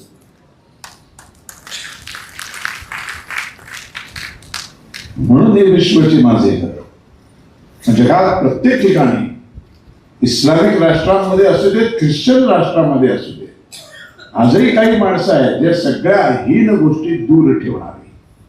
घरात ते अल्लाची पूजा करू दे, येशूची करू दे, ते बायबल वाचू दे, त्याचं कुराण वाचू दे, पण जर बाहेर पडल्यानंतर सगळ्या हीन गोष्टी जर ते दूर ठेवत असतील तर ते हिंदू असतात. म्हणून अब्दुल कलाम आपले राष्ट्रपती हे सगळ्या हीन गोष्टी मुसलमान असूनही दूर ठेवत होते, म्हणून ते हिंदू होते. आमच्यासाठी इतकी व्यापक व्याख्या आहे हिंदुत्वाची. आणि बरोबर इस्लाम काय सांगतो, जगाची विभागणी 2 भागात करा, दारुल इस्लाम आणि दारुल हरब. ज्या भूमीमध्ये मुसलमान राहतात आणि मुसलमानच राज्य करतात तो प्रदेश दारुल इस्लाम, आणि ज्या भूमीमध्ये मुसलमान राहतात पण राज्य करते मुसलमान नाही तो प्रदेश दारुल हरब. म्हणजे भारत, रशिया, फ्रान्स, चायना राज्य करते मुसलमान नाही. पृथ्वीवरचा हा सगळा दारुल हरब हा प्रांत दारुल इस्लाम मध्ये रूपांतर करणं हे विश्वातल्या प्रत्येक मुसलमानाचं धार्मिक कर्तव्य आहे. आणि धार्मिक कर्तव्य करण्यासाठी जो मार्ग अवलंबतात म्हणजेच लव जिहाद, लँड जिहाद, लोकसंख्या जिहाद, वोट जिहाद, आता नवीन कॉर्पोरेट जिहाद, त्या मार्गाला जिहाद म्हणतात. आणि या जिहाद मध्ये जो भाग घेतो त्याला गाझी म्हणतात. आणि असा गाझी अल्लाहला प्यारा असतो, त्याला जन्नत प्राप्त होते, मग त्याला 72 हूर मिळतात. त्यांना स्वबोध झालेला आहे. 2.5-3 वर्षापासून हे क्लिअर कट त्यांना शिकवलेलं आहे. हे क्लिअर कट शिकवलेलं आहे. त्यांच्या आयुष्याचं ध्येय एकमेव आहे, संपूर्ण विश्वाचं दारुल इस्लाम बनवणं. मग ते डॉक्टर होतात, आपल्याबरोबर शाळेमध्ये येतात, ते सायन्स शिकतात, ते आर्किटेक्चर होतात, ते इंजिनियर होतात, ते डॉक्टर होतात. या सगळ्याचा वापर ते एकाच गोष्टीसाठी करतात, कारण सगळ्यांचं अंतिम ध्येय आहे दारुल हरबचं रूपांतर दारुल इस्लाम. महाअखंड भारत, या अखंड भारतातला अख्खा भारत दारुल इस्लाम बनवणं अशक्य आहे, म्हणून त्यांनी आपल्या हक्काचा एक छोटा दारुल इस्लाम मिळवला, पाकिस्तान नाव पडलं. आता उरलेला जो भारत आहे त्याचं दारुल इस्लाम करणं हे इथे राहिलेल्या 3 कोटींचं परम कर्तव्य आहे, जे आमच्या मोहनदास करमचंद गांधींच्या कृपेनं इथे राहिले. त्या 3 कोटीचे 79 वर्षात 30 कोटी झाले. लोकसंख्या जिहाद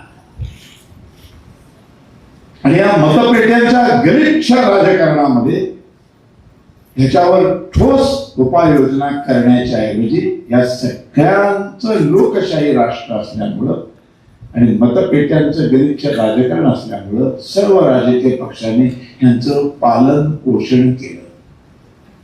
सगळ्यांनी, कुणी अपवाद नाही.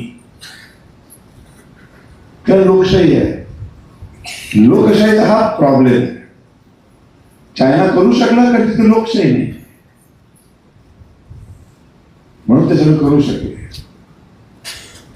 आमच्याकडे लोकशाही आली की हा प्रॉब्लेम येणारच. लोकशाहीमध्ये बाकी कशालाच महत्व नसतं, महत्व फक्त संख्येला असतं. बहुसंख्य, बहुमत. देशातल्या लोकांचं बहुमताचा काही संबंध नाही. निवडणुकीत मत जे पडतात त्या मतांमध्ये 100 मतं पडली तर 51 ज्याला मिळतात तो सत्तेत येतो, 49 सत्तेत येत नाही.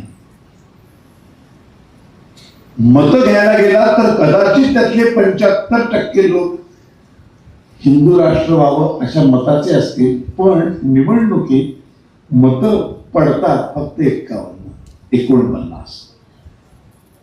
आणि 51 ते आहेतच, 330 झाले. ते बरोबर याच्या विरुद्ध मत देतात. ते मतदान करताना हिंदू आपल्या इस्लामच्या हिताचं जे आहे, इस्लामचं लागून चालन करणारे कोण कोण आमदार खासदार आहेत त्यांना बरोबर निवडतात आणि त्यांना ते मत देतात. हिंदू मात्र हे बघत नाही. त्यामुळे हिंदूंनी नव्या या आधुनिक 2026च्या या कालखंडामधलं आपलं जे युद्ध आहे ते युद्ध आहे निवडणूक आणि निवडणुकीचं रिंगण.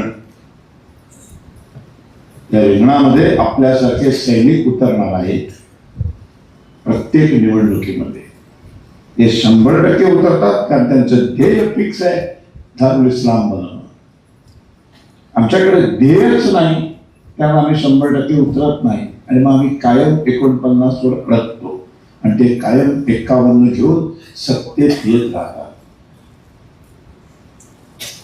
सदैव सत्तेत असल्यामुळं त्यांना हवं तसं संविधान ते बदलतात, पण त्यांनी बदललेलं संविधान चालतं.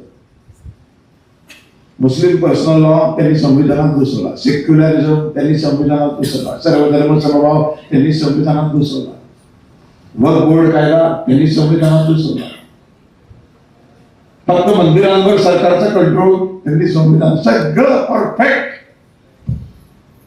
तेव्हा संविधान धोक्यात कधीच आलं नाही. एक अक्षरी इकडचं तिकडे गेल्या 11 वर्षात बदललं नाही, पण आता मात्र रोज संविधान धोक्यात असतं. हिंदूंना स्वबोधाची जाणीव नाही. ही ज्या दिवशी जाणीव होईल तेव्हा तुम्ही पण विचार करून मतदान करा की हिंदू हिताचा कोण कोण आहे, त्यालाच मी निवडून देईन. हे मुस्लिम हिताचा विचार करून मतदान एक गठ्ठा करतात, 100% खाली उतरतात. हिंदू मात्र उतरतच नाही, काही पडलेलीच नसते. हिंदुत्व हेच राष्ट्रीयत्व, कारण आम्हाला कोणाचंच वाईट करायचं नाही. सगळ्या हीन गोष्टी दूर ठेवतो तो हिंदू. सगळ्या हीन गोष्टी जो दूर ठेवतो तो समोरच्या दगडापासून, दोंड्यापासून, नदी नाल्यापासून, वृक्षांपासून, माणसापासून सगळ्यांवर फक्त प्रेम करतो. कारण ही काही नाहीच आहे. फक्त आनंद द्यायचा, प्रेम करायचं, माणुसकीचा धर्म पाळायचा. आणि अशा धर्माचं जे पालन करत नाही ते अधर्मानं वागतात. म्हणून राम रावण युद्ध हे धर्माधर्माचं युद्ध होतं, इस्लामचा जन्मच झालेला नाही. ख्रिश्चनाचा जन्मच झालेला नाही. महाभारतातील धर्म अधर्माचं युद्ध आहे. दोघे हिंदूच आहेत. राम आणि रावण दोघे हिंदूच आहेत. कौरव पांडव हिंदूच आहेत, पण लढले कारण धर्माच्या बाजूने उभा राहणारा, 100% हीन गोष्टी दूर ठेवणारा प्रभू श्रीराम आणि 100% हीन गोष्टींचं पालन करणारा रावण. धर्म आणि अधर्म, लढाया धर्म अधर्माच्या आहेत. अधर्म आहे 100% गुणधर्माचं पालन विधात्याने जे आपल्याला दिलंय तो हिंदू धर्म आहे, सनातन हिंदू धर्म, ज्याला आदी नाही म्हणून त्याचा अंत नाही. अशा या हिंदू धर्माचं पालन करण्यासाठी आपल्याला आता रस्त्यावर उतरावं लागेल. तुमची एक वज्रमूठ बनवावी लागेल. एक हातात हात घट्ट धरून साखळी बनवावी लागेल. एक असं कड बनवावं लागेल. एक अशी 50, 60, 70 करोड हिंदूंची एक हिंदू मतपेटी बनवावी लागेल. हातात हात मिळवताना बाजूचा कुंभार आहे, ओबीसी आहे, एससी आहे, एसटी आहे याचा विचार न करता सगळे फक्त हिंदू आहोत हे जोपर्यंत हिंदूंना कळणार नाही तोपर्यंत हिंदूंची मतपेटी होणार नाही. आणि लोकशाहीमध्ये मतपेटीला सर्वात जास्त व्हॅल्यू असते. सगळे आमदार खासदार सगळे राजकीय पक्ष फक्त मतपेटींना चुचकारतात. जेव्हा तुमची 60-70 करोडची हिंदू मतपेटी तयार होईल त्या दिवशी राहुल गांधी पासून सगळे तुमच्या समोर तुम्हाला चुचकारायला तयार असतील.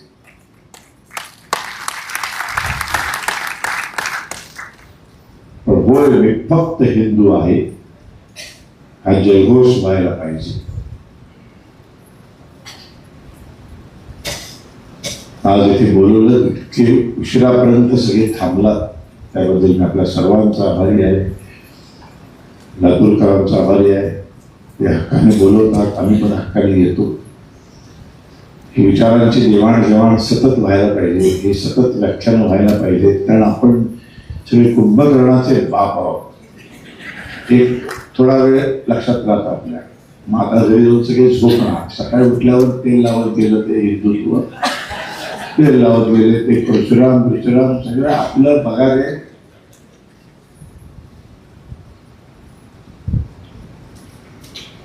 एक आवाहन केलेलं आहे. गौ सन्मान अभियानाअंतर्गत बाहेर उभे असलेल्या अभिभावकांकडे आपण हस्ताक्षर करावे जाताना कंटाळा न करता. हे गो सन्मान आवाहन अभियान आहे.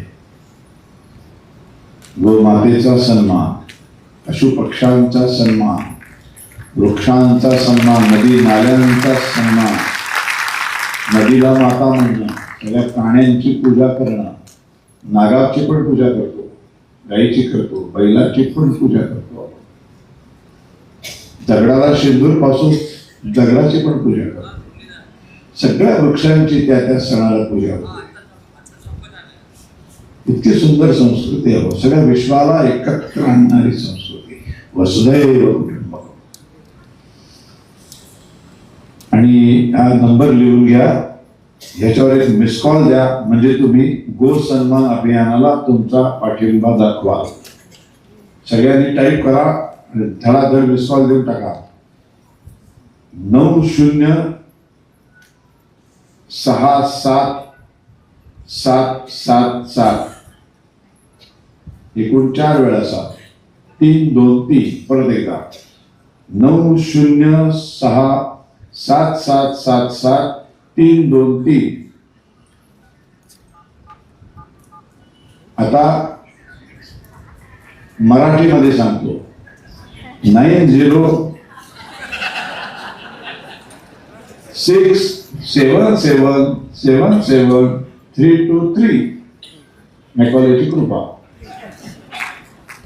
याच्यावर एक मिस कॉल द्या आणि तिथे बाहेर जाताना स्वाक्षरी करा.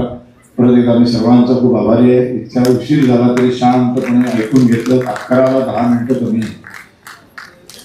म्हणून एवढं लांबून एवढा त्रास सहन करून आल्यानंतर असे रसिक समोर शांतपणे ऐकतात, 5-5 तास बसून राहतात. खरोखरच एवढं असंच प्रेम यापुढे राहू दे.